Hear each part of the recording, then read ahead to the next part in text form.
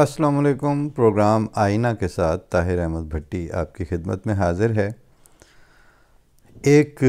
लफ्ज़ आप पंजाबी का उर्दू के प्रोग्रामों में सुनते रहते हैं, दंदल पड़ गई। अब ये सुनते हैं, बोलते हैं, लेकिन इसकी मैं एटोमोलॉजी में तो नहीं जाऊंगा,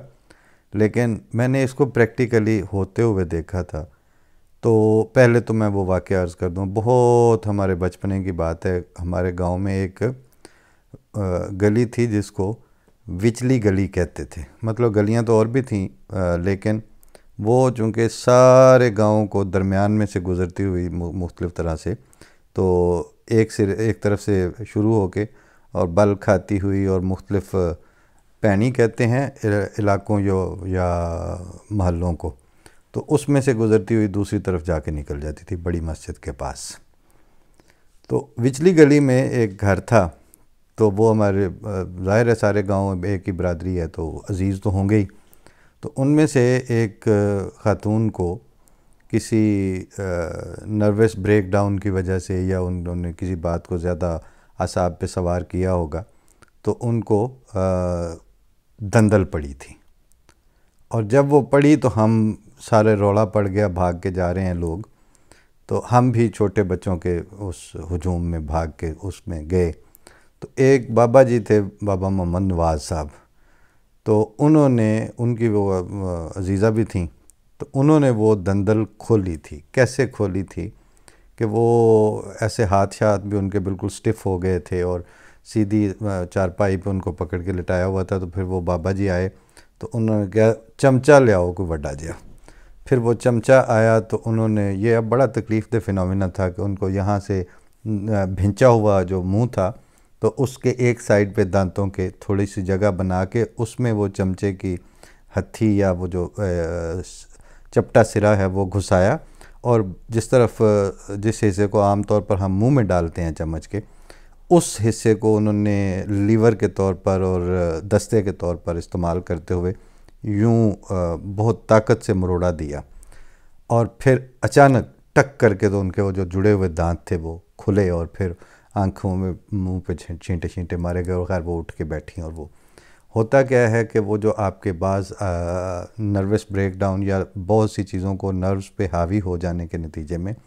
असाब का ये जबड़ों के पीछे वाला जो अचानक हिस्सा, एक जबड़ा दूसरे को इतना शदीद वो क्लंच हो जाता है कि वो उसके बाद चूँकि पिछला जो मेजर कंट्रोल रूम होता है आपके असाब का, वो काम छोड़ चुका होता है। तो वो उसको दोबारा खोलने के लिए जो ताकत चाहिए होती है ऑटोमेटेड, यानी आज ख़ुद जिस्म के मुख्तलिफ़ अज़ा की हरकत के लिए, वो वहाँ जब काम नहीं करता तो उसको आउटर सपोर्ट चाहिए होती है। इसकी अगर आप वैसे मिसाल लेना चाहें तो जो आप बेहोशी के आलम में रिसेसिटेट करते हैं, मुंह पे मुंह रख के सांस देते हैं, और या फिर यहाँ सीने पे हाथ दोनों रख के जो सिखाया जाता है फ़र्स्ट एड में, ऐसे पंप करते हैं, तो वो पंपिंग जो एक दफ़ा किसी वजह से रुकती है, उसको आउटर सपोर्ट और बाहर से इग्निशन मिलने से वो सिलसिला तनफ़ुस का भी और पंपिंग का भी वो दोबारा जारी हो जाता है। ये फिनोमिना इंसानी जिस्म की मजबूरियों के साथ जो लगे हुए हैं मसाइल, उनमें से एक ये भी है। ये नर्वस ब्रेक डाउन मुआशरों का भी होता है। जब वो कोई ऐसी हरकत बहैसियत सोसाइटी कर बैठते हैं जिसके लिए उनको इंटरनल लॉजिक नहीं मिलती, और वो डिटेल्स में उनका दिमाग जमा तकसीम तफरीक करता रहता है, वो अपने आप को ज़मीर जो है वो कचोके लगाता है, फिर वो उसके रिज़ल्ट चलते फिरते देखते हैं। फिर वो दिखाई देता है उनको कि हमने जो किया था ये तो उसका काउंटर रिज़ल्ट आया है, और काउंटर रिज़ल्ट इतने छोटे लेवल पे नहीं आया कि हम उस पे सरफ़े नज़र करके गुज़र जाएं। वो तो आंखें चुभोने बल्कि आंखों को अंधा करने की हद तक शिद्दत इख्तियार कर गया है। मुआशरे जब इस तरह की हरकतें करते हैं, उसकी एक मिसाल मैकबेथ वाले ड्रामे में भी आई थी कि उसने जो औरत ने अपने خامند کو سوتے میں قتل کیا تھا، تو اس کے بعد اس کو نفسیاتی طور پر یہ عارضہ لاحق ہو گیا تھا کہ وہ ہاتھ دھوتی رہتی تھی کہ اسے لگتا تھا کہ میرے ہاتھوں پر وہ خون ہے جو میں نے کیا تھا، اور اس کو خوشبو بھی یا بو بھی ہر وقت آتی رہتی تھی۔ اور اس میں پھر وہ لائن ایک مشہور آئی تھی کہ sleep no more you have killed the sleep, یا dream no more you have killed the dream, چونکہ اس کو سوتے سے قتل کیا تھا۔ And all the perfumes of Arabia would never sweeten my hands, کہ اب پورے عرب کی خوشبوئیں مل کر بھی میرے ہاتھوں سے وہ بو جو ہے اس کو ڈس انفیکٹ اور ڈیوڈرنٹ کا کام نہیں دے سکیں گی، اور وہ اب آتی رہے گی۔ پاکستان میں سیاسی مقاصد اور سیاسی ظلم کرنے کے لیے مذہب کو استعمال کیا گیا تھا، اور یہ کوئی ڈھکی چھپی تاریخ نہیں ہے۔ بنتے ہی پاکستان اس کارڈ کو بھی کھیلا گیا، اس کی پوری سب لوگوں کے علم میں ہے، بڑی بڑی کتابیں چھپی ہوئی ہیں کہ جو پاکستان کے شدید ترین مخالف تھے، جو پاکستان کی کہتے تھے ہم پے بھی نہیں بننے دیں گے، اور جو اس کو پلیدستان کہتے تھے، اور قائد اعظم کو جو کافر اعظم کہتے تھے، ان ساروں نے پناہ تو لی آ کے ادھر پٹھان کوٹ سے، ان کو ریسکیو کر کے ادھر آ کے آباد کیا گیا۔ اس میں مودودی صاحب بھی شامل تھے، اس میں عطا اللہ شاہ بخاری بھی تھے، اس میں مولانا ظفر علی خان بھی تھے، اس میں سارے یہ جتنے بڑے بڑے احراریے ہیں وہ سارے اس میں شامل تھے، جنہوں نے یہاں پر مجلس احرار، چونکہ اسٹیبلشڈ مخالف تھی قائد اعظم محمد علی جناح کی، اور ڈکلیئرڈ سپورٹر تھی کانگریس کی، لہٰذا انہیں اس وقت اپنا نومنکلیچر چینج کرنا پڑا۔ کالا عدم تو ان کو کسی نے کیا قرار دینا تھا، لوگوں کے ذہنوں میں ابھی بالکل تازہ تھیں ان کی حرکتیں بھی اور ان کے کرتوت بھی، لہٰذا انہوں نے پھر مجلس تحفظ ختم نبوت کا لبادہ اوڑھ کے ایک نیا نام متعارف کروایا پاکستان میں، اور دولتانہ کو اپنی سیاسی ضروریات کے لیے بھی ضرورت تھی، اس نے کہا جی صدقے، اور پھر تعلیم بالغاں کا جو اتنا زبردست پروجیکٹ تھا کہ کم از کم جو عمر میں بڑے ہو چکے ہیں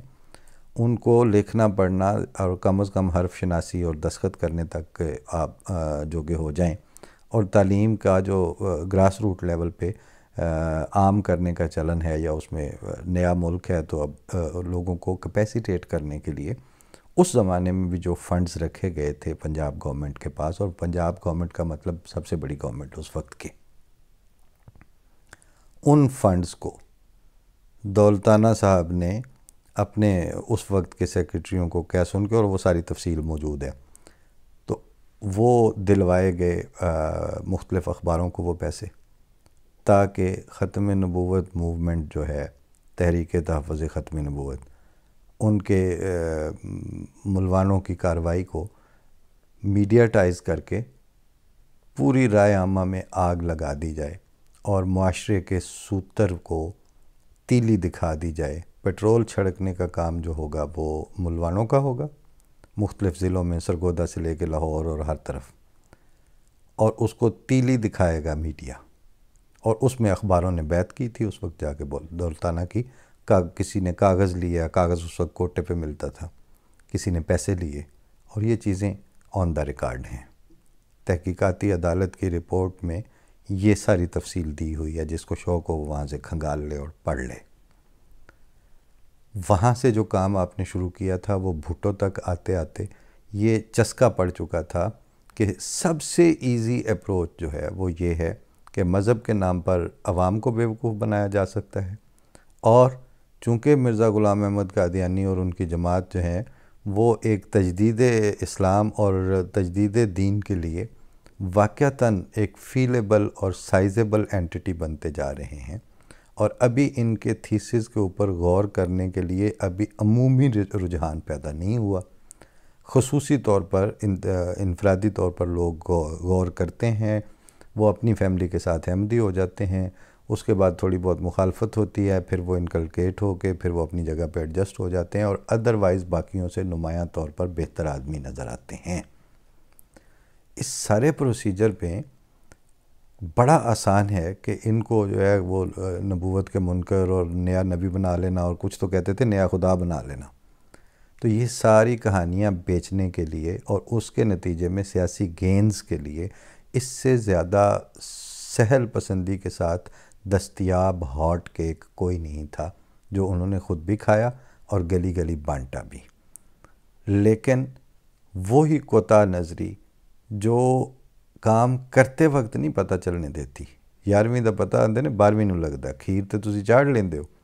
لیکن پھر دوجے دن پھر لسی لوکاں لو منگ کے لیانی پیندی، دودھ تے بچیا کوئی نہیں ہوندا.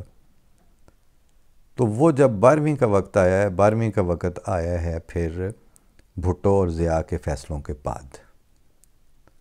جب وہ ساری قانون سازیاں ہو گئیں، پھر وہ توہین رسالت کے قوانین بن گئے، 298 انٹروڈیوس ہو گئی، اور یہ سارا کچھ گلے کو آنے لگا. وہ پھر حکومت کے منسٹروں کے اوپر اپلائی ہونے لگے وہی قوانین. وہ پھر چیف آف آرمی سٹاف کو کہا جانے لگا کہ یہ بھی قادیانی ہے. قمر جاوید باجوہ صاحب نے جب چارج لیا ہے تو میں عرض کر دوں، میں وہ کہیں سے ڈھونڈ کے تو اس کے چھوٹا کلپ نکلا کے آپ کو پیش بھی کر دوں گا. اس پہ پہلا پروگرام جو تھا وہ اس وقت جو ان کے خلاف کیمپین چلائی گئی تھی تو میں نے یہاں سے جرمنی سے کیا تھا، اور وہ اس وقت کسی چینل نے دکھایا بھی تھا. وہ اس میں سے میں اس کے کلپس اب ایکسٹریکٹ کر کے تو وہ پیش بھی کر دوں گا،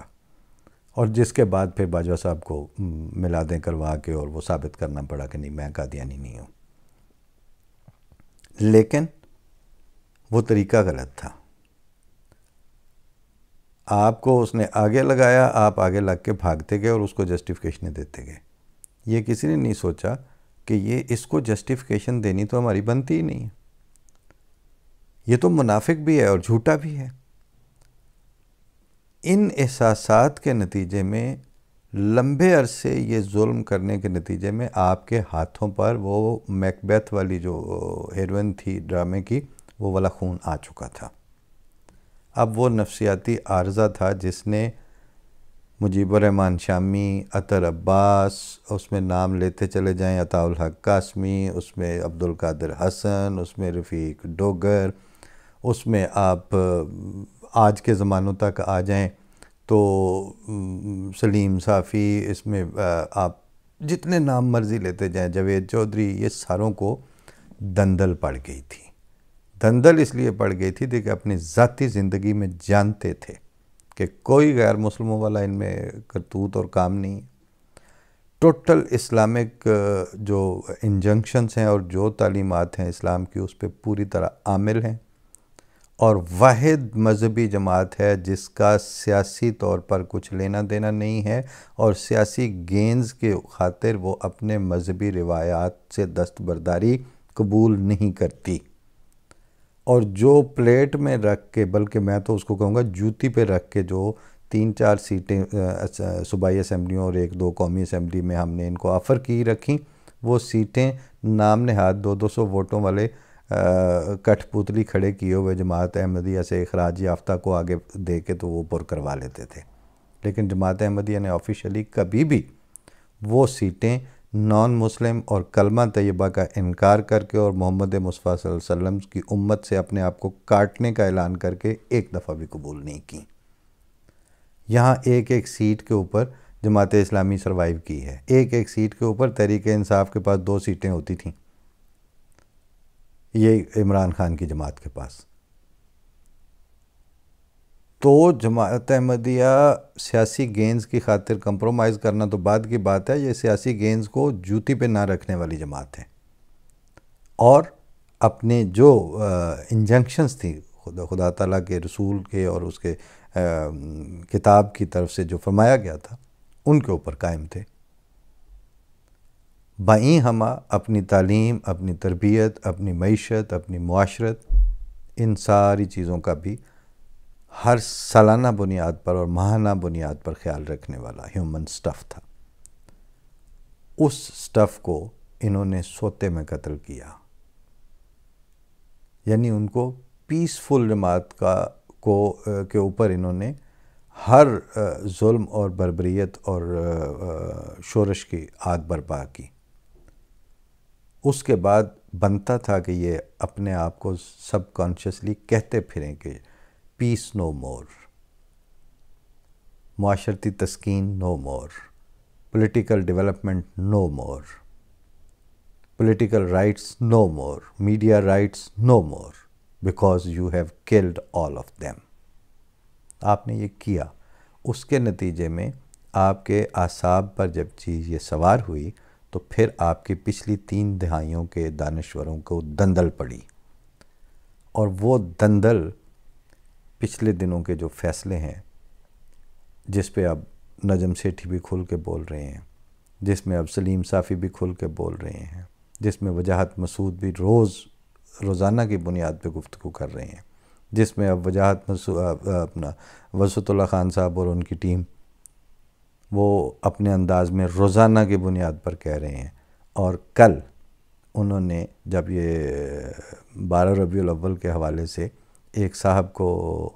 انوائٹ کیا ہوا تھا، صاحبزادہ امانت رسول صاحب کو، تو وہ جب آئے تو انہوں نے بھی کھل کے 15-20 منٹ بات کی۔ وہ ہم کوشش کر رہے ہیں کہ اس کے اوپر ایک رپورٹ بنا کے تو وہ الگ سے پیش کریں۔ سر دست جو بنیادی تھیم تھا ان کا، وہ میں یہاں سے ان کے الفاظ میں پیش کر کے، تاکہ پروگرام کی جو جنرل لائن ہے وہ وہی رہے، پھر آگے بڑھتا ہوں دندل والے بات کی طرف۔ صاحبزادہ امانت رسول صاحب پروگرام ذرا ہٹ کے میں یہ فرما رہے تھے، آپ انہی کی آواز میں سنیے۔ وہ جو مدینہ میں جو ایک نظام تھا وہ در حقیقت قبائلی نظام تھا۔ اب وہ جو سٹرکچر تھا وہ قبائلی تھا، لیکن رسول اللہ صلی اللہ علیہ وسلم، اللہ کے رسول، اللہ کے نبی، آپ نے 23 سال کے عرصے میں ایک ایسی ٹیم تیار کی تھی کہ جو عدل اور انصاف کو قائم کرنے والی تھی، اور رسول اللہ صلی اللہ علیہ وسلم نے جو اقدار، جو ویلیوز، جو اصول آپ نے دیے تھے، وہ ان کو ایمان، یقین کے ساتھ ماننے والی تھی وہ ٹیم۔ اور وہ ٹیم ایسی تھی کہ جس نے غزوہ بدر میں، غزوہ احد میں، غزوہ خندق میں اپنے جانثاری کے مظاہرے کیے تھے، اپنا سب کچھ قربان کیا تھا۔ تو یہ وہ لوگ تھے جو یوں کہہ لیجئے کہ کندن ہو کر جو تیار ہو کر آئے تھے۔ اب وہ ایک قبائلی نظام تھا، اور اس قبائلی نظام میں ان لوگوں نے اس لیے ڈیلیور کیا تھا کہ وہ جو اقدار اور ویلیوز تھیں ان پر ان کا ایمان اور یقین بھی تھا، ان کی تربیت بھی تھی، اور ان کی زندگی بالکل عین اس کے مطابق تھی۔ ہمارا جو سب سے بڑا مسئلہ ہے، وہ جو حفیظ جالندری نے کہا کہ نصف صدی کا قصہ ہے، 2-4 برس کی بات نہیں، تو میں اس وقت 50 سال کا ہو چکا ہوں، اور میں 50 سال کی اس عمر میں اس نتیجے پہ پہنچا ہوں کہ ہم پاکستانیوں کا جو سب سے بڑا مسئلہ ہے نا، وہ ہے منافقت۔ ہمارا سب سے بڑا مسئلہ نفاق ہے، ہپوکریسی ہے ہمارا۔ ہم کہتے کچھ ہیں، کرتے کچھ ہیں، اور دکھاتے کچھ ہیں۔ یہ سب سے اہم مسئلہ ہے۔ اب دیکھیے یورپ، دیکھ لیجئے جناب، یہ ہم پچھلے کچھ دن جو آپ نے مختلف شارٹ کلپس میں بھی سنی بات، ویسے بھی پروگراموں میں سنی، کہ جھوٹ اور منافقت آپ کی بنیادی تشخیص کی ہے۔ صاحبزادہ امانت رسول فکر جدید کے ادارے کے سربراہ ہیں، اور تفصیل انہوں نے جو باتیں کی 15-20 منٹ وہ ساری پیش کرنے والی ہیں، وہ ہم الگ سے پروگرام میں کر دیں گے ایک رپورٹ کے طور پر۔ لیکن یہ گزارش کرنے میں کہ یہ میں اکیلا نہیں تھا، اب اللہ تعالیٰ نے وہ چمچہ ان کے منہ میں دانتوں کی سائیڈ سے گھسایا ہے، یہ ڈی جی ISI کے تقرری والے معاملے پہ، اور اس میں جو باہمی اختلاف آیا ہے، اب نہ ان سے مذہب بکے گا، نہ ان سے رحمت للعالمین اتھارٹی والے ڈھونگ رچانے سے ان کی جان بخشی ہونے کو آئے گی، نہ ان سے جیویں چل دی ہے چلن دیو والا کھاتا مینٹین ہوگا۔ کیوں کہ یہ بنیادی جو جڑ میں مسائل ہیں، جس کیمو تھراپی کی ضرورت ہے، جہاں کینسر کی حد تک جو ہر سیل میں، زرار کھوڑوں نے اس میں یہ بات کی تھی کہ انسانی معاشرے کا بنیادی جو خلیہ ہوتا ہے، وہ بنیادی سیل جو ہے وہ تو انسان ہے، تو جب ہمارے سیلز کو اس گہرا لیول کا کینسر لاحق ہو چکا ہے تو کینسر کا علاج اب پیناڈول سے نہیں ہوگا، اور دندل ان کی جو تھی وہ خدا تعالیٰ نے اس طرح کھولی ہے، چمچ ان کے منہ میں دے کے مروڑا دیا ہے کہ اب سب بول پڑے ہیں، اور اب جب یہ سب بولے ہیں تو چراغ سب کے بجھیں گے، ہوا کسی کی نہیں۔ اللہ کرے کہ یہ چمچ خدا ہی کی تقدیر نے ان کے منہ میں دے کے ان کی دندل اکھیڑی ہو، اور اللہ تعالیٰ کرے کہ یہ اب ان بنیادی ریئل ایشوز کے اوپر بات کرنے کی طرف آئیں، جس میں سے پہلا اور بنیادی مسئلہ یہ ہے کہ آپ نے اپنے مولوی کی منافقت کو ایکسپوز کرنا ہے اور اس کے جھوٹ کو میڈیاٹائز کر کے بتانا ہے کہ ٹھیک ہے ہم نے یہ ظلم کیا، ہم اس کے حصے دار تھے، لیکن یہ کمینگی کی سطح تک پہنچے ہوئے کھلواڑ اس نے دین اسلام کے ساتھ بھی کیے ہیں، حضرت صلی اللہ علیہ وسلم کے ممبر کا غلط استعمال کیا ہے، نفرت کی منادی کرنے والا یہ خود ہے، اور یہ اس بنیاد پر ہمارے سر پر سواری کرنا چاہتا تھا۔ اب اللہ کرے کہ یہ دندل ٹوٹے، اور اس دندل کے ٹوٹنے کے بعد اب یہ سچ جگہ جگہ زیر گفتگو آئے۔ ہم تو ان کی یہ حرکتیں کرنے سے پہلے بھی ایک خاص رفتار کے ساتھ اور اپنے 300 سال والے مطمع نظر کو سامنے رکھ کر چل رہے تھے، وہ اب چلتے رہیں گے، لیکن وہ مرزا طاہر احمد صاحب امام جماعت احمدیہ چوتھے جو تھے، ان کا ایک فکرہ تھا، ایک 1983 کی تقریر میں انہوں نے فرمایا تھا، خطرہ ہمیں اپنی ذات کے بارے میں نہیں ہے، کیونکہ کائنات کا خدا ہمیں امن کی ضمانت دیتا ہے، تمہارے لیے پریشان اور محزون رہتے ہیں کیونکہ تمہارے لیے ضمانت کوئی نہیں ہے۔ جب آپ خدا تعالیٰ کے فرستادوں کے مقابل پر آ کے ان کی تذلیل اور دشمنی پر اترو گے، ایک بھی پریسیڈنس ایسی نہیں ہے کہ ان کی مخالفت اور دشمنی میں درندوں سے بدتر ہو جانے والا انسانی معاشرہ ایک بار بھی ان کے مقابل پر کامیاب ہوا ہو۔ اور ہمارے اپنے بارے میں ایک مثال بھی ایسی نہیں ہے کہ کسی نے یہ ساری اپرچونٹیز جو ہیں ان کو لات ماری ہو کہ نہیں ہمیں خدا تعالیٰ کے بھیجے ہوئے پہ ایمان لانا ہے، اور ایک دفعہ بھی خدا تعالیٰ نے انہیں رسوا ہونے دیا ہو ان کے ہاتھوں۔ یہ پیکار ہے۔ اس پیکار میں یہ تازہ ڈیولپمنٹ یہ ہے کہ اللہ تعالیٰ نے ان کے دانتوں میں چمچ دے کے تو وہ دندل ایک دفعہ اکھیڑ دی ہے۔ اللہ کرے اب یہ بولنے بھی لگ جائیں، گونگا پن ان کا جو ہے شرافت کا وہ اب ختم ہو، بات ہو، نتھر کے حالات اور واقعات سامنے آئے، اور پھر شاید کوئی ڈائریکشن مل سکے۔ ایک بات البتہ طے ہے کہ نہ حکومت سویلین حکومتوں کے لیے اور نہ آرمی کے لیے طالبانائزڈ قسم کی ستھنے پہن کے وہ پگڑ باندھ کے